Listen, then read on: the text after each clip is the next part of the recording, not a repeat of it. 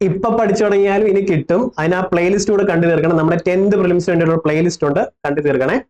Neeraj Chopra 2024 Paris ഒളിമ്പിക്സിൽ medal നേടിയ ഇനമേത? Javelin ആണ്. 89 മീറ്റർ ആണ് ത്രോ. എന്നാൽ ഫസ്റ്റ് കിട്ടിയത് ആരാ? അർഷാദ് നദീമു ആണ്.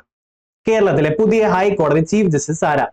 നിതിൻ മധുക്കർ ആണ്. നിതിൻ മധുക്കർ. അപ്പൊ സുപ്രീം കോടതിയിലത്തെ നിലവിലത്തെ ചീഫ് ജസ്റ്റിസ് ആരാ? സഞ്ജീവ് ഖന്ന. ഓക്കെ, സഞ്ജീവ് ഖന്ന. അപ്പൊ സഞ്ജീവ് ഖന്ന സുപ്രീം കോടതി, നിതിൻ മധുക്കർ കേരള ഹൈക്കോടതി. സഞ്ജീവ് ഖന്ന, നിതിൻ മധുക്കർ. സഞ്ജീവ് ഖന്ന, നിതിൻ മധുക്കർ. സഞ്ജീവ് ഖന്ന, നിതിൻ മധുക്കർ. പഠിച്ചോണം. എവിടെയാണ് Annie Besant home rule movement തുടങ്ങിയത്? മദ്രാസിലാണ്. ഹോം റൂൾ മൂവ്മെന്റ് ഏത് വർഷമാണ്? 1916. അതേപോലെ home rule movement Balagangadhara Tilak എവിടെ തുടങ്ങിയെന്ന് ചോദിക്കും? പൂനെയാണ്. അതേപോലെ കേരളത്തിൽ ഈ ഹോം റൂൾ മൂവ്മെന്റ് നേതൃത്വം കൊടുത്തത് ആരാന്ന് ചോദിക്കും? KP കേശവ മേനോനാണ്. കേട്ടോ, ഇത്രയും കേട്ട് പഠിച്ചിട്ട് പോണേ. 1913 തുടങ്ങിയ ഗദ്ദാർ മൂവ്മെന്റ്. ഗദ്ദാർ എന്ന് പറഞ്ഞാൽ റെവല്യൂഷൻ എന്നാണ്, വിപ്ലവം എന്നാണ്. 1913. ഇത് തന്നെ ഒരു ചോദ്യമാണ്, ഏത് വർഷം ചോദിച്ചിട്ടുണ്ട്. അപ്പൊ 1913 തുടങ്ങിയ ഗദ്ദാർ മൂവ്മെന്റിന് നേതൃത്വം നൽകി അതാരായിരുന്നു? ലാല ഹർദയാലാണ്. അപ്പൊ ഗദ്ദാർ പാർട്ടി സ്ഥാപിച്ചത് എവിടാണെന്ന് PS ചോദിക്കും. ചോദിച്ചു 2024 ലാസ്റ്റിലെത്തിയതില് സാൻ ഫ്രാൻസിസ്കോയാണ്. സാൻ ഫ്രാൻസിസ്കോയിലാണ് ഗദ്ദാർ പാർട്ടി ഫോം ചെയ്തിട്ടുള്ളത്. ലാല ഹർദയാലാണ് നേതൃത്വം നൽകിയത്. ഗദ്ദാർ പാർട്ടിയുടെ പ്രസിഡന്റിനെ കൂടെ ചുമ്മാ അറിഞ്ഞു വെച്ചോണേ, സൊഹാൻ സിംഗ് ഭട്നെയാണ്. സെക്രട്ടറി ലാല ഹർദയാലോ ആയിരുന്നു. താഴെ പറയുന്നതിൽ ബാലഗംഗാധര തിലക് അവിടെ പോസ് ചെയ്യും. ബാലഗംഗാധര തിലകിന്റെ എന്തോ പറഞ്ഞല്ലോ, ഹോം റൂൾ മൂവ്മെന്റ് ആയിരുന്നു, പൂനെയിലായിരുന്നു 1916. അപ്പൊ ആനി ബെസന്റോ അടയാറ് മദ്രാസ്. ഓക്കെ, ശരി. അപ്പൊ ബാലഗംഗാധര തിലകിന്റെ ജേർണൽ ഈ കൂട്ടത്തിൽ ഏതാ? മറാത്ത. നമ്മൾ പലതവണ നമ്മുടെ ക്ലാസ്സിൽ പറഞ്ഞിട്ടുണ്ട്. 10th പ്രിലിംസിന്റെ പ്ലേലിസ്റ്റ് കണ്ടു തീർക്കണേ കേട്ടോ. മറാത്ത, കേസരി, ബാലഗംഗാധര തിലകിന്റെ.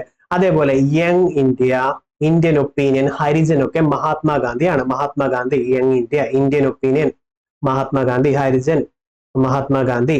ഇന്ത്യൻ മിറർ ആണെങ്കിൽ മിറർ ഉള്ള ഒരു കാർ ഓർത്താൽ മതി, സെൻ. കേട്ടോ, സെൻ ഓർത്താൽ മതി. മിറർ ഉള്ള ഒരു കാർ ഉണ്ട്, മിറർ ഉള്ള സെന്ന് കാറിലാണ് മിററെ, ഇന്ത്യൻ മിററെ. അത് നമ്മുടെ കേശവ് ചന്ദ്ര സെൻ ആണ്. ഓക്കെ, കേശവ് ചന്ദ്ര സെൻ ആണ്. കേശവ് ചന്ദ്ര സെൻ. ഇനി 3 റൗണ്ട് ടേബിൾ കോൺഫറൻസിലും പങ്കെടുത്ത വ്യക്തി ആര്?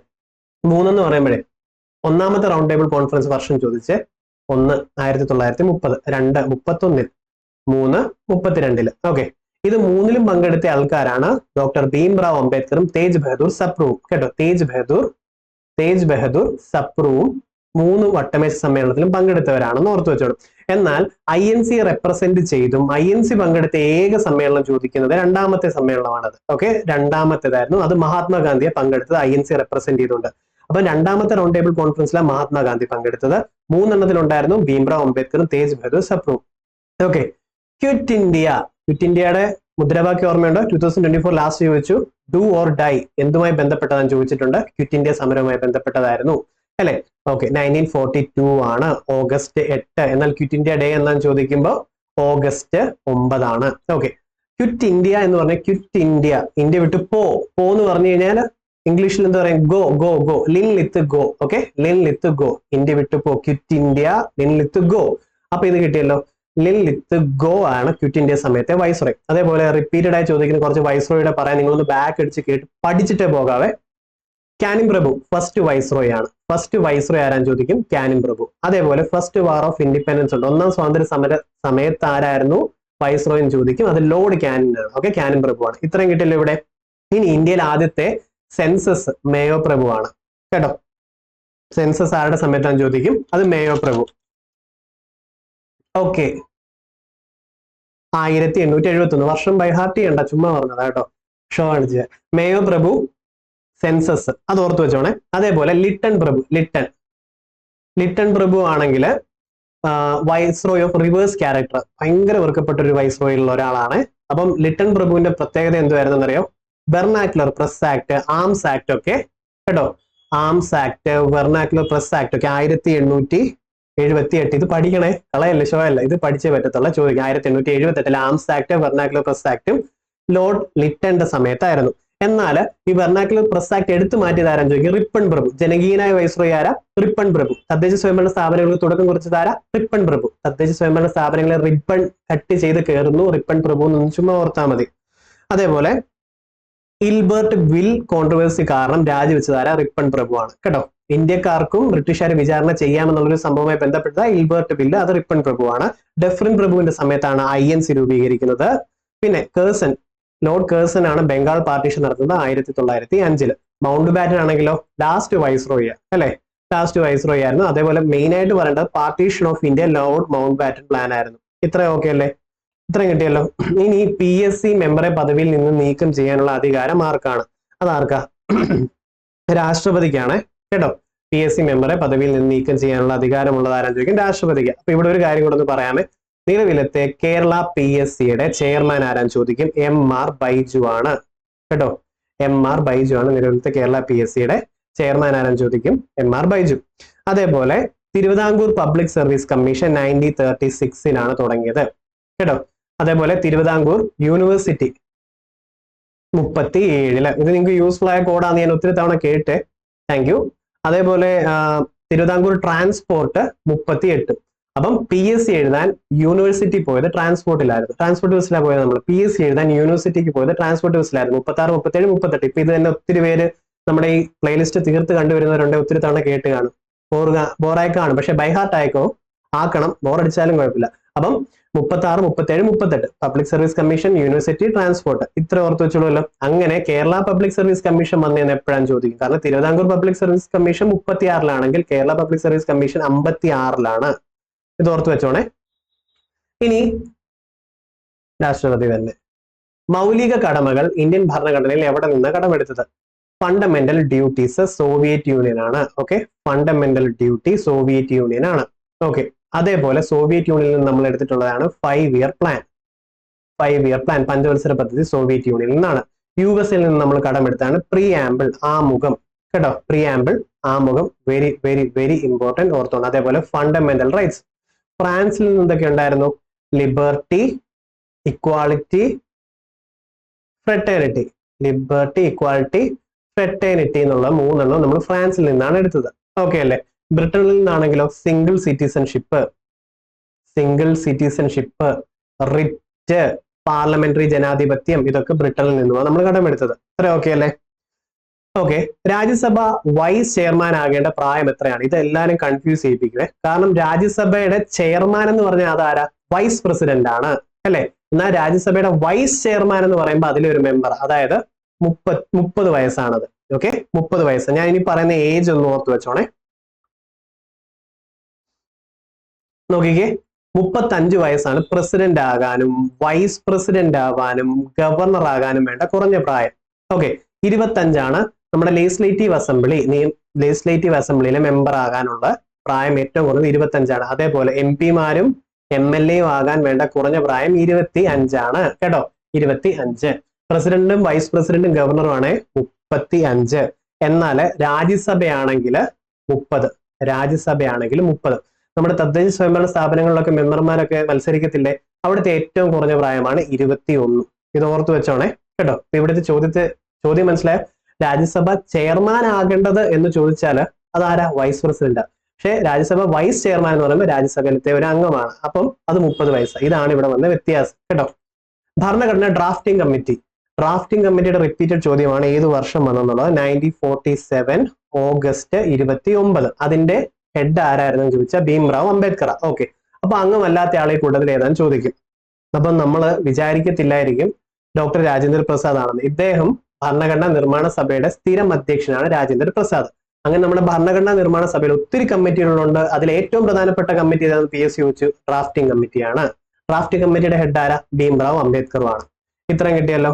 ഇനി മതസ്വാതന്ത്ര്യത്തിനുള്ള വ്യക്തിയുടെ അവകാശത്തെ പറ്റി പറയുന്നത് 25 മുതൽ 28 വരെ മതസ്വാതന്ത്ര്യവുമായി ബന്ധപ്പെട്ടതാണ്. 21 എന്താ? റൈറ്റ് ടു ലൈഫ്, ജീവിക്കാനുള്ള സ്വാതന്ത്ര്യം, പാർട്ട്ണറിനെ സെലക്ട് ചെയ്യാനുള്ള സ്വാതന്ത്ര്യം. 21 സ്മോക്കിംഗ് നിർത്തിയത് 21 ഉപയോഗിച്ചിട്ടാണ്. പബ്ലിക് പ്ലേസുകളിൽ സ്മോക്കിംഗ് നിർത്തിയത് 21 ഉപയോഗിച്ചാണ്. Right to പ്രൈവസിയും 21. 14 എന്താ? നിയമസമത്വം. ഓക്കെ, നിയമസമത്വം. 15 എന്താ? വിവേചനം പാടില്ല, ഡിസ്ക്രിമിനേഷൻ പാടില്ല, സ്ത്രീ പുരുഷ വിവേചനം പാടില്ല, ജാതിയുടെ പേരിലും കളറിന്റെ പേരിലും സ്ഥലത്തിന്റെ പേരിലും വിവേചനം പാടില്ല. 15. 16 അവസര സമത്വം, ഇക്വാലിറ്റി ഇൻ ജോബ് ഓപ്പർച്യൂണിറ്റി ആണ് 16. ഇത്രയും കിട്ടിയല്ലോ. അടുത്തത് രണ്ടാം ബർദോളി എന്നറിയപ്പെടുന്ന കേരളത്തിലെ പ്രദേശം ഏതാണ്? അതേതാ? നമ്മുടെ പയ്യന്നൂരാണ്. എന്നാൽ ബർദോളി സത്യാഗ്രഹം ഏതു വർഷമാ എന്നുള്ളത് നിങ്ങൾക്ക് അറിയാമോ? കമന്റ് ചെയ്യണേ. ആരായിരുന്നു നേതാവ് എന്നുള്ളത് നമ്മുടെ എല്ലാ ക്ലാസ്സിലും നമ്മൾ പറഞ്ഞു തന്നെ. അപ്പൊ ആദ്യമായിട്ട് ഇപ്പൊ കാണുന്നവരുണ്ടെങ്കിൽ വെൽക്കം, ഞാൻ ഇംതിയാസ് ഖാൻ. നമ്മളിപ്പം 10th പ്രിലിംസിന് വേണ്ടിയുള്ള ഇടിച്ചു കുത്തി എല്ലാ ജിക്കും കൂടെ ഉള്ള ക്ലാസ്സുകൾ ഇങ്ങനെ ചെയ്തുകൊണ്ടിരിക്കുക. അപ്പം നിങ്ങൾ ബാക്കി ക്ലാസ്സുകളൂടെ കാണണം. പിന്നെ നിങ്ങളുടെ കമന്റ്സ് ആണ് എനിക്ക് തരുന്ന റിവാർഡ്, ലൈക്കും കമന്റുകളും. ഓക്കെ, ക്ലാസ് ഇഷ്ടപ്പെട്ട ലൈക്ക് ചെയ്യണം, കമന്റുകളിലൂടെ നിങ്ങളുടെ ഫീലിങ്സ് ഫുള്ള് പറയണം കേട്ടോ. 1936 ക്ഷേത്രപ്രവേശന വിളംബരം നടത്തിയ തിരുവിതാംകൂർ രാജാവാര? 36 ക്ഷേത്രപ്രവേശന വിളംബരം, 36 നവംബർ 12. ആരാ? ശ്രീചിത്ര തിരുനാൾ ബാലരാമവർമ്മ. ഇവിടെ പ്രധാനപ്പെട്ട കുറച്ചു പേരെ ഒന്ന് പറഞ്ഞോട്ടെ. നമ്മുടെ മാർത്താണ്ഡവർമ്മ. ഓക്കെ, തിരുവിതാംകൂറിന്റെ സ്ഥാപകനാണ് മാർത്താണ്ഡവർമ്മ. വേണാട് ഉടമ്പടി 1723, വേണാട് ഉടമ്പടി. അങ്ങനെ ആ ഉടമ്പടിയിലൂടെ രാജാവായത് മാർത്താണ്ഡവർമ്മയാണ്. ഓക്കെ, കുളച്ചൽ യുദ്ധം, ഡച്ചുകാരുമായിട്ട് മാർത്താണ്ഡവർമ്മ നടത്തിയ യുദ്ധമാണ് കുളച്ചൽ യുദ്ധം, 1741. അതേപോലെ ഒന്നാം തൃപ്പടിദാനം ഈ തിരുവിതാംകൂർ മൊത്തം ശ്രീപത്മനാഭ സ്വാമിക്ക് സമർപ്പിച്ചുകൊണ്ട് ശ്രീപത്മനാഭ സ്വാമിയുടെ ദാസന്മാരായി നിന്നുകൊണ്ട് ഭരിച്ചോളാം എന്ന് പറഞ്ഞിട്ടുള്ളതാണ് തൃപ്പടിദാനം എന്ന് പറയുന്നത്. ഓക്കെ, അപ്പം തൃപ്പടിദാനം, ഒന്നാം തൃപ്പടിദാനം 1750 ആണ്, ജനുവരി 3 ഇരുന്നോട്ടെ. ഓക്കെ, അപ്പൊ ഇത്രയും മാർത്താണ്ഡവർമ്മയുടെ ഇമ്പോർട്ടന്റ് ആയിട്ടുള്ളതാണ്. പിന്നെ അടുത്തത് ഗൗരി ലക്ഷ്മിബായി. ഇവിടെ ഇല്ല എന്നാലും പറയാം. ഗൗരി ലക്ഷ്മിബായി. ഗൗരി ലക്ഷ്മിബായിയുടെ പ്രധാനപ്പെട്ടെന്ന് പറഞ്ഞു കഴിഞ്ഞാൽ സ്ലേവറി, അടിമത്തം നിരോധിച്ചു. 1812 സ്ലേവറി. 1,00,000 രൂപ കൊടുത്താൽ ഒരു സ്ലേവിനെ മോചിപ്പിക്കാൻ പറ്റൂ. ഗൗരവകരമായിട്ടുള്ള ഈ കാര്യം. ഗൗരി ലക്ഷ്മിബായി സ്ലേവറി കേട്ടോ. അതേപോലെ പ്രാഥമിക വിദ്യാഭ്യാസം, പ്രൈമറി എഡ്യൂക്കേഷൻ പറഞ്ഞ പി വെച്ച് തന്നെ തുടങ്ങുന്ന പാർവതിഭായി ആണ്. പാർവതിഭായിയാണ് പ്രൈമറി വിദ്യാഭ്യാസം 1817 ഫ്രീ ആക്കിയത്. പ്രാഥമിക വിദ്യാഭ്യാസം, പ്രൈമറി വിദ്യാഭ്യാസം പാർവതി. 1,00,000 രൂപ കൊടുത്തിട്ടുള്ള ഗൗരി ലക്ഷ്മിബായി ആണ് സ്ലേവറി നിർത്തലാക്കിയത്. ഇനി സേതു ലക്ഷ്മിബായിയുടെയും കൂടെ നോക്കിക്കോ. സേതു ലക്ഷ്മിബായി ചോദിക്കും മൃഗബലി. മൃഗബലി നിരോധിച്ചു. ദേവദാസി സമ്പ്രദായം നിരോധിച്ചു. ഇവരൊക്കെ ഇമ്പോർട്ടന്റ് അല്ല, അഡീഷണൽ ചവറുപോലെ തരുമല്ല, ഇതെല്ലാം പഠിക്കണം, ഒന്നും കളഞ്ഞിട്ട് പോലെ. പിന്നെ നമ്മുടെ ശ്രീമൂലം തിരുനാളിന്റെ സമയത്താണ് 1891 Malayali memorial barrister GP Pillai കൊടുത്തു. അതേപോലെ 1896 ഇഴവ മെമ്മോറിയൽ കൊടുത്തു. ഇതൊക്കെ ശ്രീമൂലം തിരുനാളിനാന്ന് ഓർത്തോണേ. ആയില്യം തിരുനാള്. ഓക്കെ, പണ്ടാരപ്പാട്ട കേട്ടോ. ഭണ്ഡാരപ്പാട്ടയല്ലേ, ഭണ്ഡാരപ്പാട്ടാന്ന് എഴുതുവാണ്. ഭണ്ഡാരപ്പാട്ട വിളംബരമുണ്ട്. അത് 1865 അതും ചോദിച്ചിട്ടുണ്ട് അടുത്ത് തന്നെ. ഇതെല്ലാം ചോദിച്ചതാ, പക്ഷെ അടുത്ത് ചോദിച്ചത് എടുത്തു പറഞ്ഞ ആയില്യം തിരുനാള്, ഭണ്ഡാരപ്പാട്ട വിളംബരം. നമ്മുടെ വീട്ടിലൊക്കെ പുറത്ത് ആൾക്കാർ വരും, പാട്ടയുണ്ടോ കൊടുക്കാൻ, കുപ്പി പാട്ടയുണ്ടോ എന്ന് ചോദിക്കുമ്പോൾ ഉണ്ടെങ്കിൽ നമുക്ക് മടി, കാരണം നമ്മൾ പറയും ഇല്ല, പാട്ട ഇല്ല എന്ന് പറയാം. അപ്പൊ ഇല്ല, ആയില്യം തിരുനാൾ ആക്കിക്കോണം. ഭണ്ഡാരപ്പാട്ട വിളംബരം 1865. ഓക്കെ അല്ലേ. ഇനി സ്വാതി തിരുനാളിന്റെ എന്തൊക്കെയായിരുന്നു? രാജാസ് ഫ്രീ സ്കൂൾ ആരംഭിച്ചിട്ടുള്ള സ്വാതി തിരുനാളാണ്. അതേപോലെ ശുചീന്ദ്രൻ കൈമുക്ക് എന്നുള്ള അനാചാരം നിർത്തലാക്കിയതും സ്വാതി തിരുനാളാണ്. ഇപ്പൊ ഇത്രയും പേരെ ഞാൻ ഓവർലോഡ് ആക്കി തന്നെന്നറിയാം, എന്നാൽ ഇതുകൂടെ ഒന്ന് ഓർത്തു വെച്ചോ.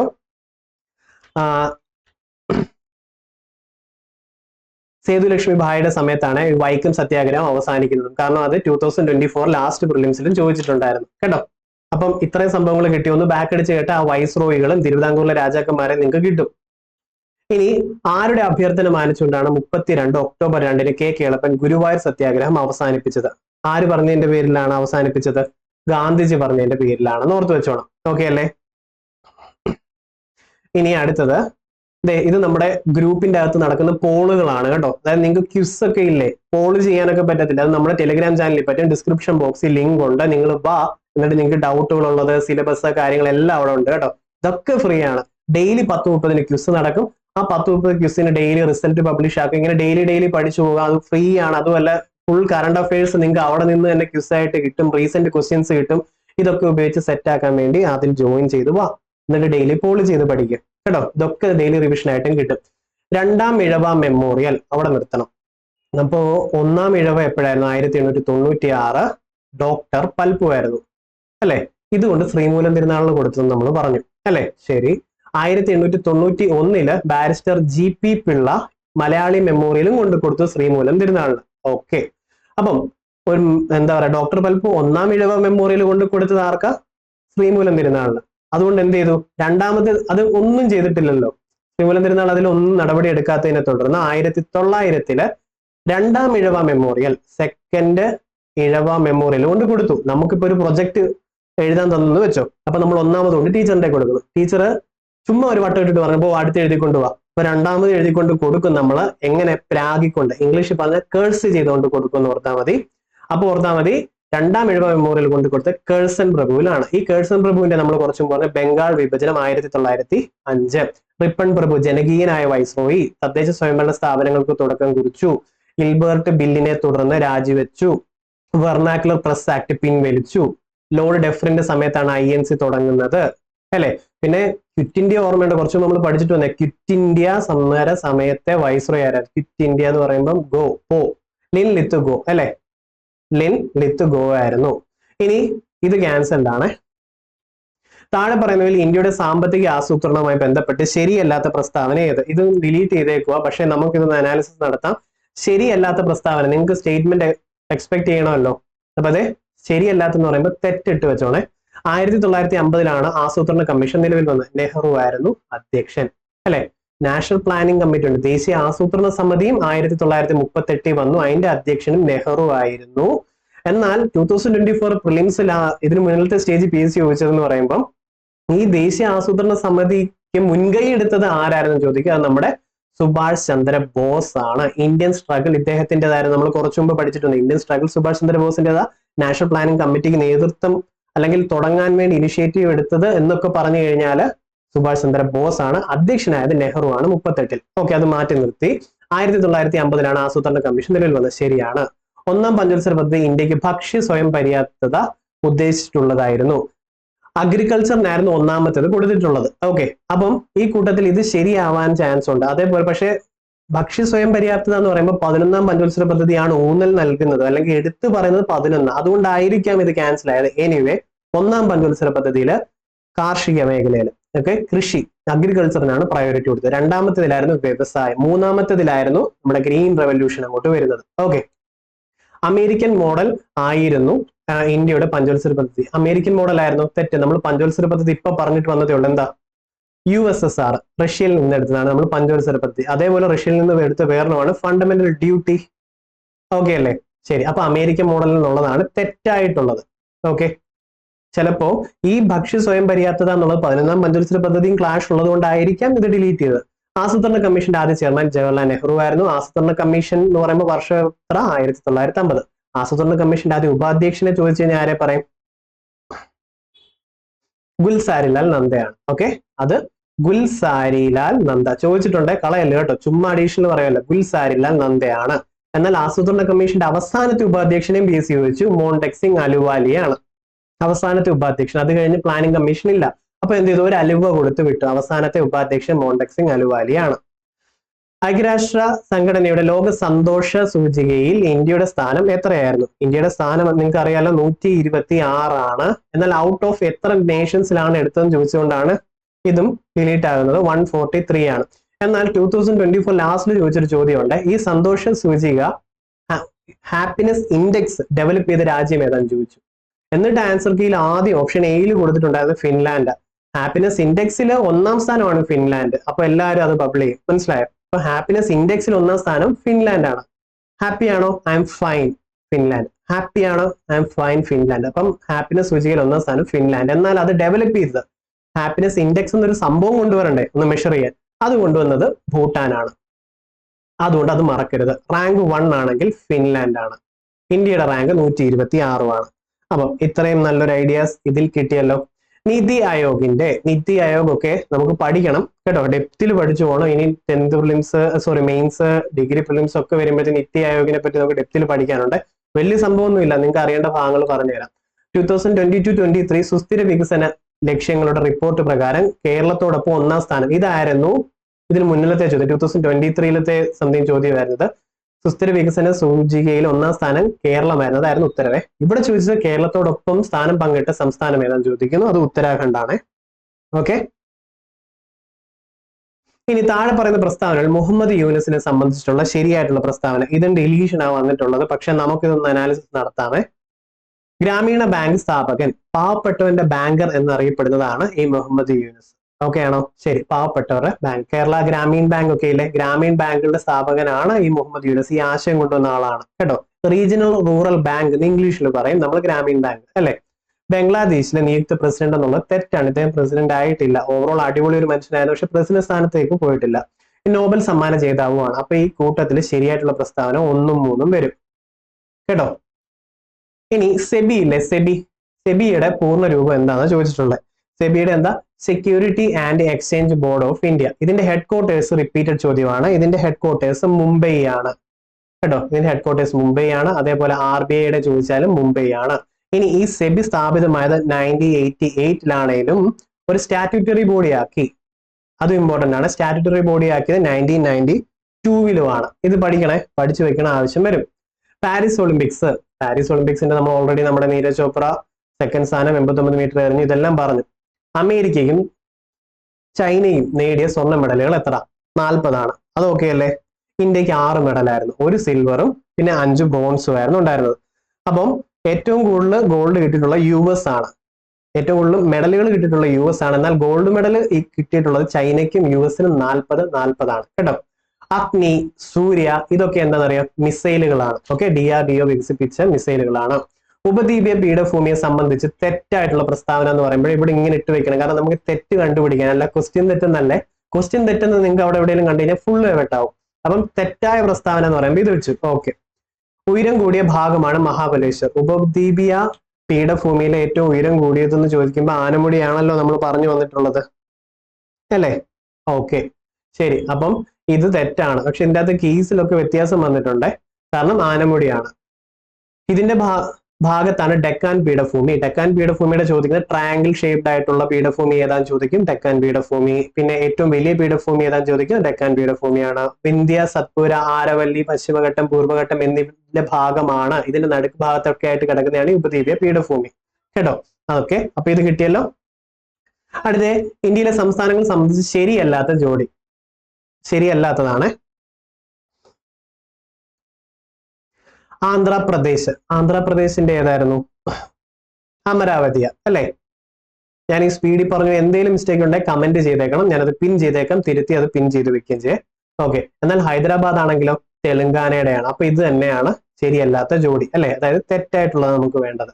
അപ്പൊ ഇത് വായിച്ചിട്ട് പോകും. ഉത്തരാഖണ്ഡ് ഡെഹ്റാഡൂണ്, ബീഹാർ പാറ്റ്നായ, മിസോറാം ആണെങ്കിൽ ഐസ്വാൾ. ഓക്കെ, ഇനി ഇന്ത്യയെ സംബന്ധിച്ച് ശരിയായിട്ടുള്ള പ്രസ്താവന ഏതല്ല?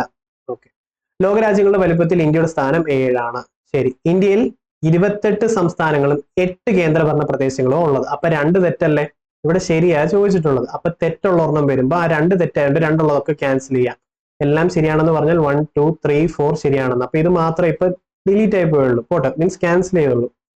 ഇന്ത്യയുടെ ഹൃദയം എന്നറിയപ്പെടുന്ന സംസ്ഥാനം മധ്യപ്രദേശാണ്. അതും ഓക്കെ അല്ലേ? അത് ശരിയാണ്. അപ്പൊ ഇവിടെ നിന്ന് പഠിച്ചോ, 1 3 മാത്രമാണ് ഇതിനകത്ത് ശരിയായിട്ടുള്ളത്. ഇനി ഉത്തരപർവ്വത മേഖലയെ സംബന്ധിച്ച് തെറ്റായിട്ടുള്ള പ്രസ്താവന ഏത്? ഉത്തരപർവ്വത മേഖലയിൽ സ്ഥിതി ചെയ്യുന്ന പർവ്വത നിരയുടെ അടിസ്ഥാനത്തിൽ ട്രാൻസ് ഹിമാലയം, പൂർവാചൽ എന്നിങ്ങനെ തരംതിരിക്കുന്നു. നമ്മുടെ ഇന്ത്യയെ തന്നെ ജോഗ്രഫിക്കലി 4 ഡിവൈഡ് ചെയ്യാം. ഉത്തരപർവ്വത മേഖല, പിന്നെ ഉത്തര മഹാസമുദ്രം, ഉപദ്വീപീയ പീഠഭൂമി, തീരപ്രദേശം എന്നിങ്ങനെ 4 ഡിവൈഡ് ചെയ്യും. നമ്മുടെ ജോഗ്രഫി ക്ലാസ് ഒക്കെ നമ്മൾ എടുക്കുമ്പോൾ ഡെപ്തിൽ വിത്ത് വീഡിയോ സൂപ്പർ ആയിട്ട് കാണിച്ചു തരാം കേട്ടോ. അതിലെ ട്രാൻസ് ഹിമാലയത്തിൽ നിന്ന് മാത്രം ബേസ് ചോദിച്ചിട്ടുള്ള ചോദ്യങ്ങളാണ്. മൗണ്ട് K2 എവിടെയാണെന്ന് ചോദിക്കും. അപ്പം മൗണ്ട് K2 ട്രാൻസ് ഹിമാലയത്തിലാണ്. അതേപോലെ കാരക്കോറം PYQ, ലഡാക്ക്, സസ്കാർ. കാരക്കോറം, ലഡാക്കും സസ്കാർ എവിടെയാണെന്ന് ചോദിക്കും? ട്രാൻസ് ഹിമാലയത്തില് കേട്ടോ. അത് ട്രാൻസ് ഹിമാലയത്തില്. കാരക്കോറം, ലഡാക്ക്, സസ്കാർ ട്രാൻസ് ഹിമാലയത്തില്. എന്നാൽ മൗണ്ട് K2 എവിടെയാണെന്ന് ചോദിക്കും? കാരക്കോറം റേഞ്ച് ആണ്. ഹിമാലയത്തിലാണെങ്കിൽ നമുക്കറിയാലോ ഹിമാദ്രി, ഹിമാചൽ, ശിവാലിക്, അതാണ് അവിടുത്തെ ഡിവിഷൻ വരുന്നത്.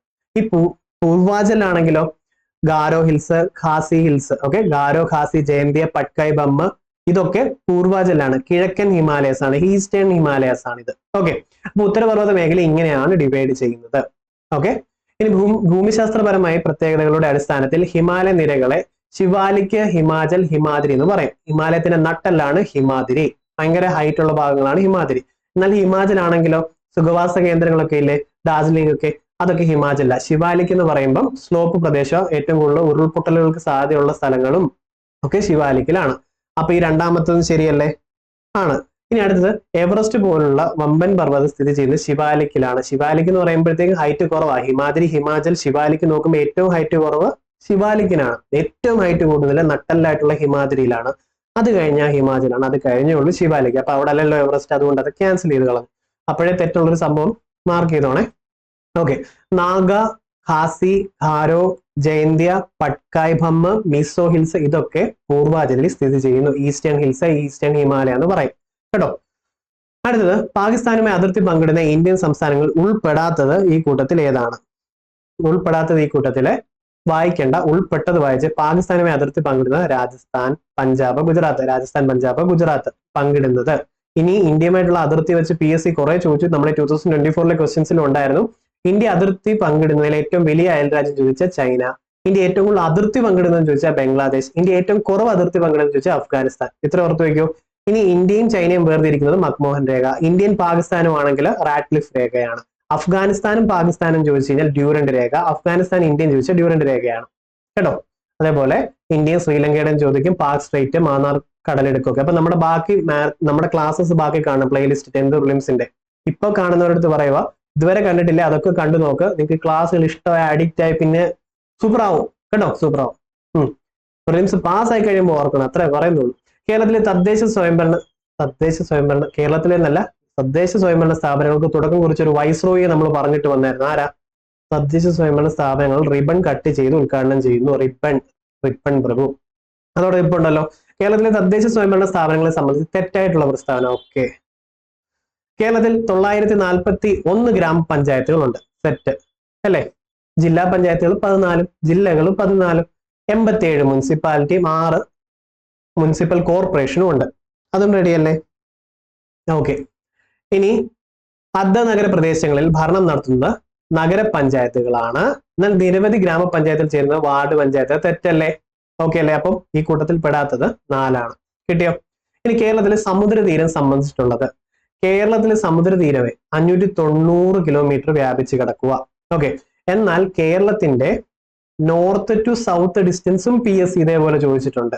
അത് 560ആണ്. ഓക്കെ, നോർത്ത് ടു സൗത്ത്, തെക്ക് വടക്ക് നീളം. കേരളത്തിന്റെ തെക്ക് വടക്ക് നീളം PSC റിപ്പീറ്റഡ് ആയി ചോദിച്ചു, 560 കിലോമീറ്റർ. എന്നാൽ കേരളത്തിന്റെ സമുദ്രവുമായി ബന്ധപ്പെട്ടിട്ടുള്ളത് പോട്ടെ, കടൽ തീര ദൈർഘ്യം ചോദിക്കുന്നുണ്ട്. കടൽ തീരം 580 മിക്കവാറും കൊടുക്കാറുള്ളത്. പക്ഷെ PSC ആൻസർക്ക് 590 ആയിട്ട് പഠിച്ചോണം. അപ്പൊ കേരളത്തിന്റെ കടൽ തീരം 590, തെക്ക് വടക്ക് നീളം 560. തെക്ക് വടക്ക് നീളം 560, കടൽ തീരമാണെങ്കിൽ 590. നിലവിൽ സംസ്ഥാനത്ത് 222 കടലോര മത്സ്യഗ്രാമങ്ങളുണ്ട്. ഓക്കെ, അപ്പം 222 കടലോര മത്സ്യഗ്രാമങ്ങളുണ്ട്. ഇത് പഠിച്ചു വെച്ചോളൂ. ഇത് ഇന്നല്ലേ നാളെ അടുത്ത ക്വസ്റ്റ്യൻസ് ആയിട്ട് ഇത് കയറി വരും. ഷുവർ. അതേപോലെ നമ്മുടെ ഈ കടലോര പ്രദേശങ്ങളിലെ തീരപ്രദേശങ്ങളിൽ വിദ്യാർത്ഥികൾക്ക് പഠിക്കാൻ വേണ്ടിയുള്ള അതുമായി ബന്ധപ്പെട്ട സ്കീം 2024 തന്നെ ചോദിച്ചു. ഓർമ്മയുണ്ട്? വിദ്യാതീരം കേട്ടോ, വിദ്യാതീരം. ഇനി അടുത്തത് ശരിയായത്, മത്സ്യമേഖലയുടെ ഉന്നമനത്തിനായി പ്രവർത്തിക്കുന്ന ഒരു ഏജൻസിയാണ് കേരള ജല കൃഷി വികസന ഏജൻസി. അതും ശരിയാണ്. ഓക്കെ അല്ലേ? അപ്പൊ ഇത്രയും കാര്യങ്ങൾ ഇവിടെ നിന്ന് കിട്ടിയല്ലോ. അടുത്ത കേരളത്തിലെ വന്യജീവി സങ്കേതങ്ങൾ, ദേശീയോദ്യാനം ഒക്കെ കൊടുത്തിട്ടുണ്ട്. ഇതിലെ ശരിയായിട്ടുള്ള ജോഡി. ഓക്കെ, ശരിയായിട്ടുള്ളത് മത്തിഗഡ്ഡാൻ ശോല, പാമ്പാട് ശോല, ആനമുടി ശോല. ഇതെല്ലാം 2003 ഇത് മൂന്നും ഇടുക്കിയുമാണ് അല്ലെ? പാമ്പാട് ശോല, മത്തിഗഡ്ഡാൻ ശോല, ആനമുടി ശോല മൂന്നും 2003 ഇത് ഇടുക്കിയിലുമാണ്. അപ്പൊ ഒന്നാമത്തെ തെറ്റ. മത്തിഗഡ്ഡാൻ ശോല വയനാട് അല്ല. അപ്പം ഇവിടെ ശരിയാണ് ചോദിച്ചേക്കുന്നത്. അപ്പൊ തെറ്റുള്ളതൊക്കെ ക്യാൻസൽ ചെയ്ത് കളയാമല്ലോ. ഒന്ന് തെറ്റായ സ്ഥിതിക്ക് ദൈവത്ത് പോയി ഉടനെ പോയുള്ളൂ. പാമ്പാട് ശോല ഇടുക്കി 2003. ഓക്കെ. ഇനി ആറാളം വന്യജീവി സങ്കേതം കണ്ണൂർ. ആറാളം കണ്ണൂർ റിപ്പീറ്റഡ് കേട്ടോ. കരിമ്പുഴ വന്യജീവി സങ്കേതം 2019 നിലവിൽ വന്നു. 18ാമത്തെ വന്യജീവി സങ്കേതമാണ്, മലപ്പുറത്താണ്. അപ്പം 4 തെറ്റാണ്. 4 ക്യാൻസൽ ചെയ്യാം. ഇങ്ങനെ ക്യാൻസൽ ചെയ്യുവാണെങ്കിൽ എന്തോ അല്ലേ. പക്ഷെ ഇത് പ്രാക്ടീസ് ചെയ്യും. ക്യാൻസലേഷൻ ഭയങ്കര യൂസ്ഫുൾ ആണ്. എക്സാമിന് പോയി ചെയ്ത് നോക്ക്, സെറ്റ് ആവും. അപ്പം ഈ ഒരു സംഭവങ്ങൾ ഇവിടെ കിട്ടിയോ ഇല്ലേ? അപ്പം നമ്മുടെ ഗ്രൂപ്പിൽ ജോയിൻ ചെയ്യാത്തവരുണ്ട്, ഗ്രൂപ്പിൽ ജോയിൻ ചെയ്യുക. അവിടെ ഡെയിലി ക്യൂസസ് ഉണ്ട്, നിങ്ങൾക്ക് കമ്മ്യൂണിക്കേറ്റ് ചെയ്യാൻ പറ്റും, നിങ്ങൾക്ക് അടുത്ത വേണ്ട ഏതാന്ന് പറയാൻ പറ്റും. ഓക്കെ. അതേപോലെ ഡിഗ്രി പ്രിലിംസിന് ക്ലാസ് ചെയ്ത് തരണം എന്ന് പറഞ്ഞുള്ള കമന്റ്സുകളും കാര്യങ്ങളും നമ്മുടെ യൂട്യൂബും കൂടാതെ ടെലിഗ്രാമിലാണ് ബഹളം സമരവും കൂടുതൽ. ഓക്കെ. അപ്പൊ നിങ്ങളുടെ കമന്റ്സ് ഒക്കെ രേഖപ്പെടുത്താൻ മറക്കല്ലേ. കേരളത്തെ സംബന്ധിച്ച പ്രസ്താവനകൾ ശരിയായിട്ടുള്ളത് തിരഞ്ഞെടുക്കുക. നമുക്ക് നോക്കാം. മുഴുവൻ ഗ്രാമങ്ങളിലും ബാങ്കിങ് സേവനം ലഭ്യമാക്കി. അത് കേരളം ആണല്ലോ അല്ലേ? ഓക്കെ. കായിക വിദ്യാഭ്യാസം പാഠ്യപദ്ധതിയിൽ ഉൾപ്പെടുത്തിയ ആദ്യ ഇന്ത്യൻ സംസ്ഥാനമാണ് അല്ലെ? അതൊരു സബ്ജക്റ്റ് ആയിട്ട് തന്നെ നമ്മുടെ കണ്ടന്റ് ക്ലാസ്സിലൊക്കെ നമ്മൾ പറയുന്നത് അതൊരു കായിക വിദ്യാഭ്യാസം എന്നുള്ള സബ്ജക്റ്റ് ആക്കി എടുത്തിട്ടുള്ളതാണ്. ജനസാന്ദ്രത ഏറ്റവും കൂടിയ ജില്ല മലപ്പുറം അല്ല. ജനസാന്ദ്രത ഏറ്റവും കൂടിയ ജില്ല എന്ന് പറയുമ്പോൾ തിരുവനന്തപുരമാണ്. ഏറ്റവും ജനസാന്ദ്രത കുറവാണ് ഇടുക്കി. എന്നാൽ ഏറ്റവും കൂടുതൽ പോപ്പുലേഷൻ കൂടിയതാണ് മലപ്പുറം. പോപ്പുലേഷൻ ഏറ്റവും കൂടിയത് മലപ്പുറമാണ്, ഏറ്റവും കുറവ് വയനാടുമാണ്. വ്യത്യാസം മനസ്സിലായോ? അതാണ് ഇവിടെ വന്നിട്ടുള്ളത്. ഓക്കെ. ഇനി അടുത്തത് കേരളത്തിലെ വിവിധ വൈദ്യുതി പദ്ധതികളെ സംബന്ധിച്ച പ്രസ്താവനകൾ ശരിയല്ലാത്തത്. ഓക്കെ, ശരിയല്ലാത്തതാണ് വേണ്ടത്. കേരളത്തിലെ ജലവൈദ്യുതി പദ്ധതികളിൽ ആണ് കൂടുതലായിട്ടുള്ളത്. ശരിയാണോ? അത് ശരിയാ. ഓക്കെ. കേരളത്തിലെ വിവിധ വൈദ്യുതി സ്രോതസ്സുകളാണ് താപവൈദ്യുതി, ജലവൈദ്യുതി, കാറ്റ്, സൗരവൈദ്യുതി തുടങ്ങിയിട്ടുള്ളവ. എല്ലാമാണോ? ഓഫ് കോഴ്സ് ശരിയാണ്. തിരുമാലയിൽ നിന്നും വൈദ്യുതി ഉൽപ്പാദിപ്പിക്കുന്ന കേരളത്തിലെ പദ്ധതിയാണ് നീണ്ടകര. ആണോ? അല്ലല്ലോ. നീണ്ടകര ഹാർബറിന്റെ ഉദ്ദേശമേ ഡിഫറെന്റ് അല്ലേ. അപ്പൊ 3 ഈ കൂട്ടത്തില്. ഇനി ഇവിടെ അഡീഷണൽ ആയിട്ട് പറയാനുള്ള ജസ്റ്റ് ഒന്ന് പറയട്ടെ, കേട്ടോണേ. താപവൈദ്യുതി, ഡീസൽ ഇന്ധനമായിട്ടുള്ള താപവൈദ്യുതി നിലയമാണ് ബ്രഹ്മപുരം, എറണാകുളം. റിപ്പീറ്റഡ് ചോദ്യം. അവിടെ ഇന്ധനം ഏതാന്ന് ചോദിക്കും, ഡീസലാണ്. അതേപോലെ കായംകുളമില്ലേ, കായംകുളത്ത് നാഫ്തയാണ് ഇന്ധനമായിട്ടുള്ളത് കേട്ടോ. നാഫ്തയാണ് ഇന്ധനമായിട്ടുള്ളത് കായംകുളത്ത്. ഇതും റിപ്പീറ്റഡ് ആണ്. ഇനി കാറ്റിൽ നിന്നുള്ളത്, ഏറ്റവും വലിയ കാറ്റിൽ നിന്നുള്ള അല്ലെ കാറ്റാടിപ്പാടം, KSEBിയുടെ കീഴിലുള്ള കാറ്റാടിപ്പാടം, ആദ്യത്തെ കാറ്റാടിപ്പാടം എന്നൊക്കെ പറയുമ്പം അത് കഞ്ചിക്കോടാണ്. ഓക്കെ, അത് കഞ്ചിക്കോടാണ്, ഇമ്പോർട്ടന്റ് ആണ്. എന്നാൽ പ്രൈവറ്റൈസ്ഡ് ആയിട്ടുള്ള കാറ്റിൽ നിന്ന് വൈദ്യുതി ഉൽപ്പാദിപ്പിക്കുന്ന സ്ഥലം ചോദിച്ചു കഴിഞ്ഞാൽ ഓർത്തോളൂ, അത് രാമക്കൽ മേടുവാണ്. ഓക്കെ, ഇനി പൂർണ്ണമായും വൈദ്യുതീകരിച്ച സംസ്ഥാനം എന്നും അറിയപ്പെടുന്നു. ഓക്കെ, ഇത് ഇത്രയും കിട്ടിയല്ലോ. അപ്പം ഇവിടെ നിന്ന് അടുത്ത ക്വസ്റ്റ്യൻസ് ചെയ്യാനുള്ള എല്ലാം നിങ്ങൾക്ക് കിട്ടുന്നുണ്ട്. കേരളത്തിലെ ജലാശയങ്ങളെ സംബന്ധിച്ച പ്രസ്താവനയിൽ ശരിയായിട്ടുള്ളത് കണ്ടെത്തുക. നോക്കാം. അഷ്ടമുടി കായൽ കേരളത്തിലെ കായലുകളിലേക്കുള്ള കവാടം എന്നറിയപ്പെടുന്നു. അതേപോലെ പ്രസിഡന്റ് ട്രോഫി വള്ളംകളി, പ്രസിഡന്റിനെ ഇഷ്ടമാണ്, നെഹ്റു, പുന്നാര നെഹ്റുവാണ്, പുന്നമടക്കായൽ നെഹ്റു, പ്രസിഡന്റ് ട്രോഫി അഷ്ടമുടി കായൽ. ഓക്കെ, അപ്പൊ കേരളത്തിലെ കായലുകളുടെ കവാടം എന്നറിയപ്പെടുന്ന അഷ്ടമുടി കായല. ഓക്കെ, ശരി. നീരാളിയുടെ ആകൃതിയിലുള്ളത്, പനയോലയുടെ ആകൃതിയിലുള്ളത്, ഇതെല്ലാം അഷ്ടമുടി കായല. പെരുമൺ തീവണ്ടി ദുരന്തം 1988, ഇതും അഷ്ടമുടി കായല. ഏറ്റവും വലിയ ശുദ്ധജല തടാകമാണ് ശാസ്താംകോട്ട കായൽ, അല്ല ഏറ്റവും വലിയ ശുദ്ധജല തടാകം. ഏറ്റവും ചെറിയ ശുദ്ധജല തടാകം, ഏറ്റവും ഉയരത്തിലിരിക്കുന്നത്, ഇന്ത്യയുടെ മാപ്പിന്റെ ആകൃതിയിലുള്ളതെന്നൊക്കെ ചോദിച്ചു കഴിഞ്ഞാൽ ഏതാ? പൂക്കോട് തടാകമാണ്. എന്നാൽ ഹൃദയത്തിന്റെ ആകൃതിയിൽ ചോദിച്ചാൽ മേപ്പാടി തടാകമാണ്. വേമ്പനാട്ട് കായൽ ആലപ്പുഴ, കോട്ടയം, എറണാകുളം ജില്ലകളിലായി വ്യാപിച്ച് കിടക്കുന്നു. ഈ ജില്ലകൾ ഇങ്ങനെ എടുത്ത് ചോദിച്ചുകൊണ്ട് 2023 അതേപോലെ ചോദിച്ചിട്ടുണ്ട് വേമ്പനാട്ട് കായലിൻ്റെത് കേട്ടോ. അപ്പം ഇതെല്ലാം ശരിയാണ്. കേരളത്തിലെ നദികളെ സംബന്ധിച്ച് ശരിയായിട്ടുള്ളത് ഏതല്ല? ഓക്കെ, കിഴക്കോട്ട്, പടിഞ്ഞാറ്, കിഴക്കോട്ട്. ഇത് ഞാൻ നമ്മുടെ മാരത്തോണിലും നമ്മുടെ പ്ലേലിസ്റ്റിലും എല്ലാം പറഞ്ഞിട്ടുള്ളതാണ്. കേരളത്തിൽ 44 നദികളുണ്ട്. 41 പടിഞ്ഞാറോട്ടാ ഒഴുകുന്നത്, 3 കിഴക്കോട്ടാ ഒഴുകുന്നത്. ആ 3 ഏതൊക്കെയാ? കബനി, ഭവാനി, പിന്നെ പാമ്പാറ്, അല്ലെ? അപ്പൊ കിഴക്കോട്ട് ഒഴുകുന്നത് ആകൂടെയുള്ള കബനി, ഭവാനി, പാമ്പാറാണ്, അല്ലെ? അപ്പൊ ഈ പമ്പ എന്ന് പറയുന്നത് തന്നെ തെറ്റ്. അത് കിഴക്കോട്ടല്ല, അത് പടിഞ്ഞാറോട്ടാണ് ഒഴുകുന്നത്. പെരിയാറും കിഴക്കോട്ടല്ല ഒഴുകുന്നത്, അത് പടിഞ്ഞാറോട്ടാണ് ഒഴുകുന്നത്. ഓക്കെ, അപ്പം ഇതിൽ ശരിയായിട്ടുള്ളത് ഏതാ? കബനി, ഭവാനി, പാമ്പാർ. പാമ്പാർ കിഴക്കോട്ട് ഒഴുകുന്നു പറഞ്ഞല്ലേ നമ്മൾ എഴുതി വെച്ചിട്ടുള്ളത്. ഇതും തെറ്റാണ്. ശരിയായിട്ടുള്ളത് കുന്തിപ്പുഴയാണ്, പടിഞ്ഞാറോട്ട്. ഇത് ഇത്ര സിമ്പിൾ ആണ്. 41 പടിഞ്ഞാറോട്ട് ഒഴുകും, 3 കിഴക്കോട്ട് ഒഴുകുന്നുള്ളൂ. കബനി, ഭവാനി, പാമ്പാർ കിഴക്കോട്ട് ഒഴുകുന്നതാണ്. അപ്പൊ അത് വെച്ച് നമുക്ക് ഇത് ഫുള്ള് ക്യാൻസൽ ചെയ്ത് കളയൊക്കെ ചെയ്യാൻ പറ്റും. ഓക്കെ, അതേപോലെ ഈ പമ്പ പോയി പതിക്കുന്നത് എവിടെയാണ്? PSC അടുത്തിടെയായിട്ട് കൂടുതൽ ചോദിക്കുന്നുണ്ട്. പമ്പ, വേമ്പ, വേമ്പനാട്ട് കായൽ. പമ്പ, വേമ്പ, വേമ്പനാട്ട് കായൽ. ആ വേമ്പനാട്ട് കായൽ ഏതൊക്കെ ജില്ലകളിലായിട്ട് അങ്ങോട്ട് കിടക്കുക? ആലപ്പുഴ, കോട്ടയം, എറണാകുളം. ഇതും പഠിച്ചോണം. ഓക്കെ, ശബരിഗിരി പദ്ധതി പമ്പയിലാണ്. സമുദ്രനിരപ്പിൽ നിന്നും ഉയരത്തെ അടിസ്ഥാനപ്പെടുത്തി കേരളത്തിലെ ഭൂപ്രകൃതിയിൽ ഉൾപ്പെടുന്നത് ഏതെല്ലാം? ഏതൊക്കെയാ? മലനാട്, ഇടനാട്, തീരപ്രദേശം, അല്ലെ? ഉയരം ഏറ്റവും കൂടുതൽ ഏതാ? മലനാടാണ്. 48% മലനാടാണ്. 42% കേരളം ഇടനാടാണ്. പിന്നുള്ള 10% തീരപ്രദേശം. ഓക്കെ, ഇത് ഇത്ര ഓക്കെ അല്ലേ? അപ്പം ഹൈറ്റ് പറയുവാണെങ്കിൽ 1, 2, 3 തന്നെയാണ് വരുന്നത് ഹൈറ്റ്. ഇത് തന്നെ. റെഡി? ഇത് ബേസിക് കേരള ജോഗ്രഫി എന്നുള്ള ടോപ്പിക് എന്നാണ്. ഇനി തിരുവല്ല പപ്പൻ എന്നറിയപ്പെടുന്ന തോമസ് വർഗീസ് ഏത് ഒളിമ്പിക്സ് കായിക ഇനത്തിലാണ് മത്സരിച്ചത്? നോക്കിയത് അക്ഷരം തെറ്റിയെന്ന് ഇടയ്ക്ക് ഞാൻ ഇങ്ങനെ ഇത് ക്യാൻസൽ ആക്കിയിട്ടുണ്ട്, വായിക്കുണ്ടായിരുന്നല്ലേ. കേരളത്തിലെ തെക്ക് പടിഞ്ഞാറൻ മൺസൂണ്, അതായത് സൗത്ത് വെസ്റ്റ് മൺസൂണ്. ഓക്കെ, അത് സംബന്ധിച്ചിട്ടുള്ള പ്രസ്താവന ശരിയായിട്ടുള്ളത് ഏതല്ല? ജൂൺ മുതൽ സെപ്റ്റംബർ വരെയാണ് തെക്ക് പടിഞ്ഞാറൻ മൺസൂൺ, അല്ലെ? ഇടവപ്പാതി കാലവർഷം എന്നും അറിയപ്പെടും. ഇടവപ്പാതി കാലവർഷം എന്നും അറിയപ്പെടും. ഓക്കെ, ഇടവപ്പാതി കാലവർഷം. എന്നാൽ തുലാവർഷം എന്നറിയപ്പെടുന്നത് ഏതാണ്? നോർത്ത് ഈസ്റ്റ് ആണ്, അല്ലെ? വടക്ക് കിഴക്കൻ മൺസൂൺ ആണത്. അത് വടക്ക് കിഴക്കൻ മൺസൂൺ ആണ്. തുലാവർഷം എന്നറിയപ്പെടുന്നത്, മൺസൂണിന്റെ പിൻവാങ്ങൽ എന്നറിയപ്പെടുന്നത് നോർത്ത് ഈസ്റ്റ് ആണ്. കേരളത്തിൽ ഏറ്റവും കൂടുതൽ മഴ ലഭിക്കുന്നത്, അല്ലെ ഇന്ത്യയിൽ ഏറ്റവും കൂടുതൽ മഴ ലഭിക്കുന്നത് നോർത്ത് ഈസ്റ്റ് മൺസൂൺ ആണോ സൗത്ത് വെസ്റ്റ് ആണോ ചോദിക്കും. തെക്ക് പടിഞ്ഞാറൻ മൺസൂൺ തന്നെയാണ്, സൗത്ത് വെസ്റ്റ് മൺസൂൺ തന്നെയാണ്. അപ്പൊ കിട്ടിയോ? 1ഉം 2ഉമാണ് ശരിയായിട്ടുള്ളത്. അടുത്തത്, നിലവിലെ കേരളത്തിലെ ഏറ്റവും വലിയ ജില്ല ഏതാണ്? ഇടുക്കി, അല്ലെ? ഇനി വരയാടിനെ നീലഗിരിത്താർ സംരക്ഷിക്കാൻ വേണ്ടി പ്രൊജക്ട് നീലഗിരിത്താർ. ഓക്കെ, അപ്പോഴേ മനസ്സിൽ എന്ത് വരും? തെറ്റായ ഒരു ഉത്തരവായ കേരളം എന്ന് കയറി വരുന്നത് തമിഴ്നാടാണ്. ഇതാണ് നീലഗിരിത്താർ കേട്ടോ. Okay, project Nilgiri tahr launched by Tamil Nadu. കേരളത്തിലെ സ്കൂൾ ബസ് ട്രാക്ക് ചെയ്യാൻ വേണ്ടിയുള്ളത് അതേതാ? വിദ്യാവാഹനാണ്. എന്നാൽ വിദ്യാതീരം നിങ്ങൾ റീകളക്ട് ചെയ്തേ. വിദ്യാതീരം തീരപ്രദേശത്തുള്ള മത്സ്യത്തൊഴിലാളികളുമായി ബന്ധപ്പെട്ട് കുടുംബങ്ങളിലൊക്കെയുള്ള കുട്ടികൾക്ക്, വിദ്യാർത്ഥികൾക്കൊക്കെ പഠന സൗകര്യത്തിനായിട്ടുള്ള എൻട്രൻസ് കോച്ചിങ്, അതുപോലെ ഉന്നത വിദ്യാഭ്യാസം എന്നൊക്കെയുള്ള സഹായമാണ് വിദ്യാതീരം എന്നുള്ളത്. ഓക്കെ, എല്ലാ ആദിവാസികൾക്കും അടിസ്ഥാന രേഖകൾ നൽകുന്ന ഇന്ത്യയിലെ ആദ്യത്തെ ജില്ല ഏതാന്ന് ചോദിക്കും. അത് വയനാടാണ്. അതേപോലെ SC ഏറ്റവും കൂടിയത്, ST ഏറ്റവും കുറഞ്ഞത്, എക്സെട്ര എന്നുള്ളവർക്കും കണ്ടന്റ് സ്ലൈഡ് ഇപ്പൊ തരുന്നുണ്ട്. അതും ഇപ്പൊ തരാം. ഓക്കെ, തിരുക്കൊച്ചി സംയോജനം നടന്നത് എപ്പോഴാണ്? 1949 ജൂലൈ 1 1949 ജൂലൈ 1 1949 ജൂലൈ 1. യുനെസ്കോയുടെ ലോക പൈതൃക പട്ടികയിൽ ഉൾപ്പെടുത്തിയിട്ടുള്ള രണ്ടാമത്തെ കേരളീയ കലാരൂപം ഈ കൂട്ടത്തിൽ ഏതാണ്? ഏതാ? മുടിയേറ്റാണ് അല്ലെ. ഇനി നിബന്ധമാല. മാല ഞാൻ കൊണ്ടിടും, വിഷ്ണു അത് കൃഷ്ണനിടും. ഓക്കെ, വിഷ്ണു കൃഷ്ണനിടും എന്ന് ഓർത്താൽ മതി. നിബന്ധമാല വിഷ്ണു കൃഷ്ണ, ഇത് നമ്മൾ പറഞ്ഞിട്ടുള്ളത്. അതേപോലെ ഇനി അടുത്തത്, അർജുന അവാർഡ് നേടിയിട്ടുള്ള ആദ്യ മലയാളി ആരാണ്? അർജുന അവാർഡ് ആരാ?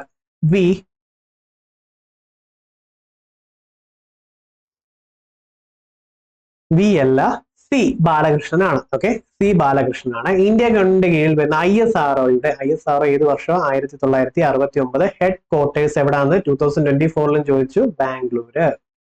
ഓക്കെ, ISROയുടെ പുതിയ വാണിജ്യ വിഭാഗം ഏതാ? ന്യൂ സ്പേസ് ഇന്ത്യ ലിമിറ്റഡ് ആണ്. Okay, new space India limited ആണ്. അടുത്തത്, നമ്മുടെ ടെലിഗ്രാം ചാനൽ ഇല്ലാത്തവരുണ്ട്, ജോയിൻ ചെയ്തോ. നിങ്ങൾക്ക് PDF-കൾ കിട്ടും, ക്വസ്റ്റ്യൻസ് നോട്ടിഫിക്കേഷൻസ് കിട്ടും, നിങ്ങളെപ്പോലെ പഠിക്കുന്നുള്ള സ്റ്റഡി സർക്കിളുകൾ കിട്ടും. നിങ്ങളിപ്പോ പഠിക്കുന്നില്ലേ പോലും അത് ജോയിൻ ചെയ്യുമ്പോൾ ബാക്കിയുള്ളൊരു ഡെയിലി 10-30 ക്വിസ് ചെയ്യുന്നുണ്ട് അത്. അപ്പൊ നമ്മൾ ഓരോ ദിവസം കഴിയും തോറും നമ്മുടെ മനസ്സിലൊരു തീ വന്നിട്ട് അതിൽ കയറി ലാസ്റ്റ് നിങ്ങൾ പോൾ ചെയ്ത് സൂപ്പർ ആവും. അപ്പൊ ഇങ്ങനത്തെ ക്വിസുകളൊക്കെ സ്ഥിരമായിട്ട് അവിടെ നടക്കുന്നുണ്ട്. നിങ്ങൾ എന്നും 10-30 എത്തി ക്വിസ് അറ്റൻഡ് ചെയ്യുക. Free quiz. 2023 IPL ആദ്യ ഇമ്പാക്ട് പ്ലെയർ ആയത് ആരാണ്? ആദ്യ ഇമ്പാക്ട് പ്ലെയർ ആരാണ്? തുഷാർ ദേശ്പാണ്ഡെയാണ്. ഓക്കെ, അത് തുഷാർ ദേശ്പാണ്ഡെയാണ്. ഇനി ജ്ഞാനപ്പാന പുരസ്കാരം 2023 നേടിയത് ആര്? വി മധുസൂദൻ നായരാണ്. ചന്ദ്രയാൻ 3 വിക്ഷേപിച്ചത് എന്നാണ്? 2023 ജൂലൈ 14. ചന്ദ്രയാനുമായി ബന്ധപ്പെട്ട് പഠിച്ചിട്ടേ പോകാവേ. അതൊക്കെ നമ്മുടെ ഗ്രൂപ്പിൽ സ്ഥിരമായിട്ട് കണ്ടന്റുകൾ തരുന്നതാ. മലപ്പുറം താനൂർ ബോട്ട് അപകടത്തെ കുറിച്ച് അന്വേഷിച്ച ജുഡീഷ്യൽ കമ്മീഷൻ ഏതാ? ഇതൊക്കെ ടഫ് ചോദ്യമായിട്ട് വരും, അതുകൊണ്ട് മിക്കവാറും സ്കിപ്പ് ആവും അല്ലെ.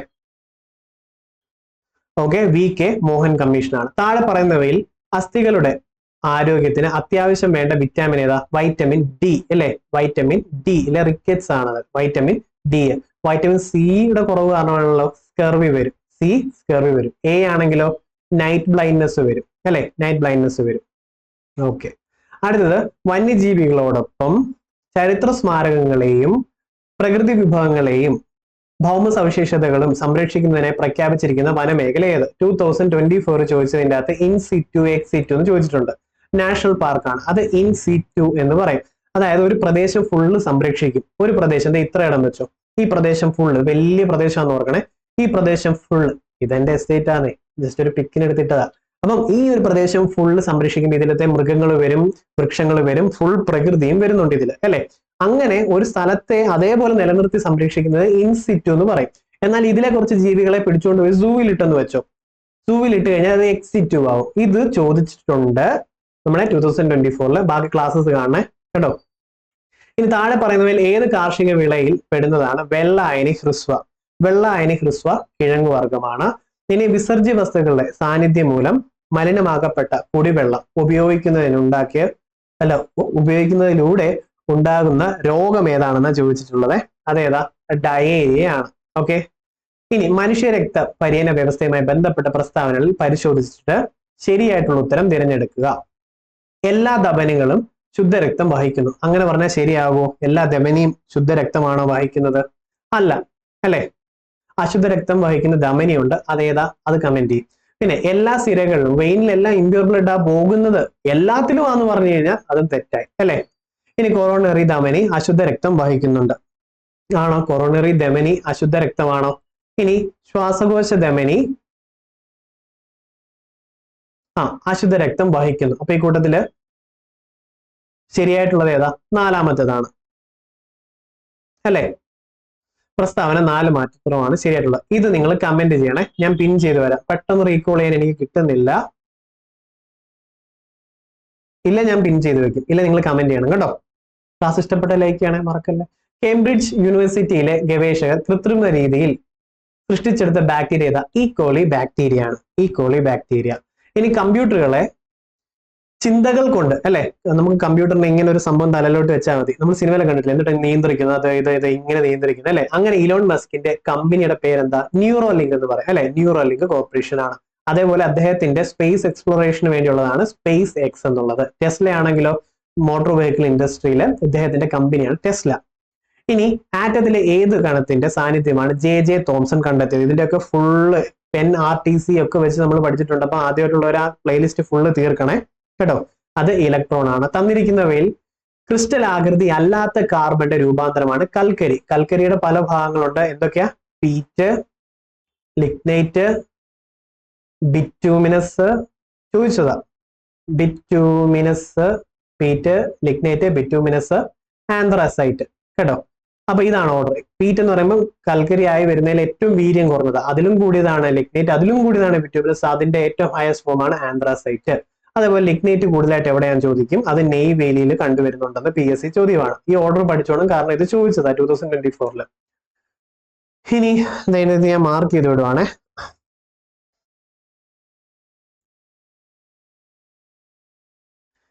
ജനറേറ്ററിൽ നടക്കുന്ന ഊർജ പരിവർത്തനം എന്താണ്? മനസ്സിലായോ? നമ്മൾ ഫാൻ ഇട്ടു, അപ്പൊ ഇലക്ട്രിക്കൽ എനർജി കാരണം ഫാൻ കറങ്ങും അല്ലെ. അപ്പൊ ഇലക്ട്രിക്കൽ എനർജി മെക്കാനിക്കൽ എനർജി ആകുന്നു, അതായത് വൈദ്യുതിയോർജ്ജം യാന്ത്രികോർജ്ജമായി മാറുന്നു. ഇപ്പൊ ജനറേറ്ററിൽ എന്താ നടക്കുന്നത് ഇവിടെ ചോദിച്ചിട്ടുള്ളത്? ജനറേറ്ററിലാണെങ്കിൽ എന്താ, നമ്മൾ ഡീസൽ ഒഴിക്കുന്നു, അപ്പൊ ഡീസൽ എന്നിട്ട് നമ്മൾ സ്റ്റാർട്ട് ആകുന്നു, അപ്പൊ മോട്ടോർ കറങ്ങുന്നു അല്ലെ. ആ മോട്ടോർ കറങ്ങുന്ന ഫോഴ്സ് വെച്ച് ഇലക്ട്രിസിറ്റിയെ ഉണ്ടാക്കുന്നു. അപ്പം യാന്ത്രികോർജ്ജം വൈദ്യോർജ്ജമായി മാറുന്നു. നമ്മുടെ മാരത്തോണിന്റെ അകത്ത് 10th ഒളിമ്പിക്സിന്റെ മാരത്തോണിൽ ചെയ്തിട്ടുണ്ട്, ബ്രഹ്മാസ്ത്രത്തിനകത്ത് ചെയ്തിട്ടുണ്ട് ഇതല്ലാതെ. ശ്രവണബോധം ഉളവാക്കാൻ വേണ്ടി കേൾവിയുമായി ബന്ധപ്പെട്ടുള്ളതാണ്. വസ്തുക്കളുടെ വൈബ്രേഷൻ ആണ് കമ്പനം. കമ്പനം മൂലമാണ് ശബ്ദം ഉണ്ടാകുന്നത്. ശരിയല്ലേ? ഓക്കെ, അത് ശരിയാണ്. ഇനി ശബ്ദത്തിന് സഞ്ചരിക്കാൻ മാധ്യമം ആവശ്യമാണ്.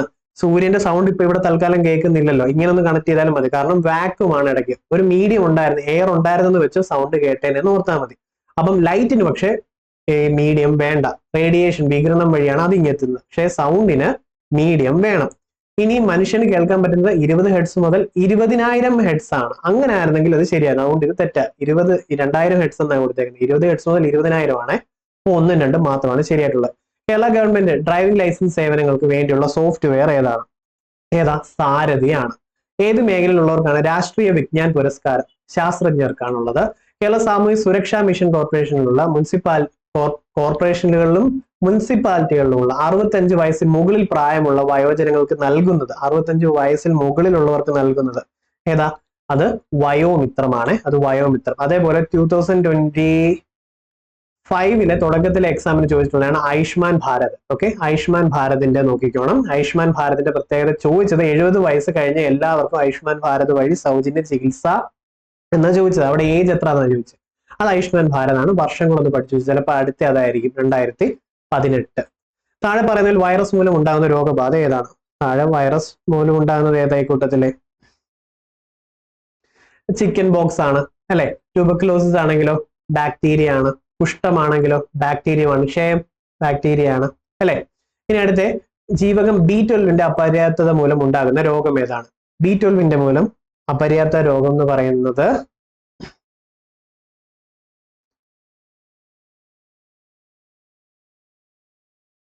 അനീമിയ തന്നെ അല്ലെ. വൈറ്റമിൻ സിയുടെ കുറവ് കാരണമാണ് സ്കർവി ഉണ്ടാകുന്നത് അല്ലെ. ഇനി നൈറ്റ് ബ്ലൈൻഡ്നെസ് ഒക്കെ ആണെങ്കിലോ വൈറ്റമിൻ A ഓർത്ത് വെച്ചോളുമല്ലോ അല്ലെ. അനീമിയ B12 കുറവ് കാരണമാണ്. പ്രഥമ ശുശ്രൂഷ ലക്ഷ്യങ്ങൾ എന്തൊക്കെയാന്ന് പറയുന്നത്? വേദന കുറയ്ക്കും. നമ്മൾ പെട്ടെന്ന് ഒരിടത്തോട്ട് കൊണ്ടുപോവാണെങ്കിൽ, അവിടെ വേദന കുറച്ച് വിടുവാണെങ്കിൽ അത് പ്രഥമ ശുശ്രൂഷയുടെ ഭാഗമാണ്. ജീവൻ രക്ഷിച്ചിട്ട് ഹയർ ഹോസ്പിറ്റലിലോട്ട് വിടുന്നു ഇല്ലേ. പിന്നെ ഗുരുതരാവസ്ഥ ഒഴിവാക്കുക എന്നൊക്കെ ഉള്ളതാണ് ഇതിൽ പെടുന്നത്. മുകളിൽ പറഞ്ഞവയല്ല. ജീവിതശൈലി രോഗങ്ങൾ ഉണ്ടാകുന്ന പ്രധാന കാരണം താഴെ പറയുന്നവയിൽ ഏതാണ്? എന്താ? ഭക്ഷണശീലം തന്നെയാണ്. മാംസ്യത്തിന്റെ കുറവ് മൂലം ഉണ്ടാകുന്ന രോഗം ഏതാ? ക്വാഷിയോർക്കർ ആണ് അല്ലെ? ക്യാഷിയോർക്കർ. COVID-19 കാരണമാകുന്ന രോഗാണുക്കൾ ഏതിൽ പെടും? വൈറസ് ആണ് COVID-19. മാരകമായിട്ടുള്ള അസുഖങ്ങൾ കാരണം 18 വയസ്സിൽ താഴെയുള്ള കുട്ടികൾക്ക് സൗജന്യമായിട്ടുള്ള വിദ്യാഭ്യാസം. 18 വയസ്സിൽ താഴെയുള്ളവരെ താലോലിക്കും ഇപ്പോഴും. 18 വയസ്സിൽ കൂടുതലുണ്ടെങ്കിലും താലോലിക്കും, എന്നാലും 18 വയസ്സിൽ താഴെ ആണെങ്കിൽ താലോലം. മന്ദഹാസം എന്തെന്നറിയാമോ? പല്ല് വെച്ച് കൊടുക്കുന്നത്, പ്രായമായവർക്ക് പല്ല് വെച്ച് കൊടുക്കുന്നതാണ്. അപ്പം മന്ദഹാസം വരും, പല്ലുണ്ടല്ലോ അല്ലെ? ആർദ്രമാണെങ്കിൽ എന്താ? ഹോസ്പിറ്റൽ ഫ്രണ്ട്ലി ആക്കുന്നതാണ് ആർദ്രം പദ്ധതി. സുകൃതമാണെങ്കിലോ ക്യാൻസറിന് വേണ്ടി ട്രീറ്റ്മെന്റ് ആണ് ഈ സുകൃതം സ്കീം എന്ന് പറയുന്നത്. ഓക്കെ. വില്ലൻ ചുമയ്ക്ക് കാരണമാകുന്ന രോഗാരി. വില്ലൻ ചുമയുടെ ഇംഗ്ലീഷ് എന്ന് പറഞ്ഞു കഴിഞ്ഞാൽ പെർട്ടോസിസ് എന്നാണ്. ആ പേര് ഇവിടെ തപ്പിയ ഇത് കിട്ടും. വില്ലൻ ചുമ പെർട്ടോസിസ് ആണ്. ചിക്കൻ ബോക്സിന് പ്രതിരോധത്തിനുള്ള വാക്സിൻ ഈ കൂട്ടത്തിൽ ഏതാണ്? ഏതാ? വെരിസെല്ല വാക്സിൻ ആണ്. Chicken box, varicella. ചിക്കൻ വാരി കഴിക്കുന്ന വെരിസെല്ല കേട്ടോ. അടുത്ത് ഇതേ രോഗങ്ങളും വാക്സിനേഷനും ഒന്ന് നോക്കിക്കേ. ഏറ്റവും കൂടുതൽ പട്ടികജാതിക്കാരുള്ള ജില്ല പാലക്കാട്, ഏറ്റവും കുറവുള്ള ജില്ല വയനാട്, ഏറ്റവും കൂടുതൽ പട്ടികവർഗം കൂടുതലുള്ളത് വയനാട്, ഏറ്റവും കുറവ് പട്ടികവർഗമുള്ള ആലപ്പുഴയുമാണ്. ഇത് മൊത്തം ഒന്ന് വായിച്ചിട്ട് അടുത്തിലോട്ട് പോകാവും കേട്ടോ. ആന്റിബയോട്ടിക്കിന്റെ അമിത വിനിയോഗം തടയുന്നതിന് വേണ്ടി കേരള സംസ്ഥാനം ആരംഭിച്ചിട്ടുള്ള പദ്ധതിയുടെ പേരെന്താണ്? ഓപ്പറേഷൻ അമൃത് ആണ്. ഓക്കെ, ഓപ്പറേഷൻ അമൃത്. ആന്റിബയോട്ടിക് വിനിയോഗം തടയുന്നു. 2023 ഇന്ത്യ ഏറ്റവും കൂടുതൽ മരണം ഉണ്ടാക്കിയ ജീവിതശൈലി രോഗം ഏതാ? ഹൃദ്രോഗം, അറ്റാക്ക് ആണ് അല്ലെ? കേരള സംസ്ഥാന ആരോഗ്യ ഏജൻസി 2023-24 ശ്രവണ വൈകല്യം ഇപ്പോഴേ ഓർത്തോണം എന്താ? ശ്രുതി തരംഗം കേട്ടോ. ശ്രുതി തരംഗമാണ്. കോക്ലിയർ ഇംപ്ലാന്റേഷൻ ഓർത്തോണം, ശ്രുതി തരംഗമാണ്. എന്നാൽ സ്നേഹസ്പർശമാണെങ്കിൽ എന്താ പറയാ? അൺമാരീഡ് അമ്മമാർ, അവിവാഹിതരായ അമ്മമാർക്കുള്ള ധനസഹായമാണ് സ്നേഹസ്പർശം. സ്നേഹപൂർവമാണെങ്കിൽ അനാഥരായ കുട്ടികൾ, മാതാപിതാക്കൾ ഒരാളോ അല്ലെങ്കിൽ രണ്ടുപേരോ മരിച്ചു പോയിട്ടുണ്ടെങ്കിൽ ആ കുട്ടികൾക്ക് കൊടുക്കുന്ന ധനസഹായവും സ്കീമുകളുമാണ് സ്നേഹപൂർവം. സമാശ്വാസമാണെങ്കിലോ കിഡ്നി റിലേറ്റഡ് ഇഷ്യൂസുമായി ബന്ധപ്പെട്ടുള്ള സഹായമാണ്. ഡയാലിസിസ്, ട്രാൻസ്പ്ലാന്റേഷൻ ഒക്കെയാണ് സമാശ്വാസത്തിൽ വരുന്നത്. സ്നേഹസ്വാതന്ത്ര്യമാണെങ്കിലോ എൻഡോസൾഫാൻ ദുരന്തത്തിൽ അത് അനുഭവിച്ചിട്ടുള്ളവർക്ക് വേണ്ടിയുള്ള സ്കീമാണ് സ്നേഹസ്വാതന്ത്ര്യം എന്ന് പറയുന്നത്. കേരള സർക്കാരിന്റെ ദിശ ഹെൽപ്പ് ലൈൻ നമ്പർ ഏതാണ്? അപ്പൊ ദിശ ഹെൽപ്പ് ലൈൻ നമ്പർ 1056 ആണ്. ഓക്കെ. അതേപോലെ PSC 2022 ചോദിച്ചിട്ടുള്ളതാണ് സൈബർ ക്രൈം നമ്പർ. എന്താ? ഞാൻ വിളിച്ചായിരുന്നു, നമ്മുടെ ചാനൽ ഇടയ്ക്ക് ഹാക്ക് ആയി പോയില്ലേ? 1930. ഓക്കെ, 1930. എന്തായി എങ്ങനെയായിരുന്നൊന്നും പറയണ്ട, ഗൂഗിളിൽ മെസ്സേജ് അയച്ച അവസാനം തിരിച്ച് അക്കൗണ്ട് കിട്ടുകയായിരുന്നു. 1930 cyber crime 1930. അതേപോലെ ചോദിച്ചിട്ടുള്ളതാണ് ചൈൽഡ് ഹെൽപ്പ് ലൈൻ നമ്പർ ചോദിക്കും. 1098 എന്ന് കുട്ടികൾ എണ്ണി പഠിക്കത്തില്ല, അത് ഓർത്താൽ മതി. അപ്പൊ 1098 ആണ്. അപ്പൊ സംഭവങ്ങളൊക്കെ കിട്ടിയോ? ക്ലാസ് ഇഷ്ടപ്പെട്ട് കഴിഞ്ഞാൽ ജോയിൻ ചെയ്യാൻ മറക്കരുത് നമ്മുടെ ടെലിഗ്രാം ചാനലിൽ. ഇഷ്ടപ്പെട്ടെങ്കിൽ ലൈക്ക് ചെയ്യുക, നിങ്ങളുടെ ഇഷ്ടം പോലെ കമന്റ് ചെയ്യുക. അപ്പം all the very best. Bye bye.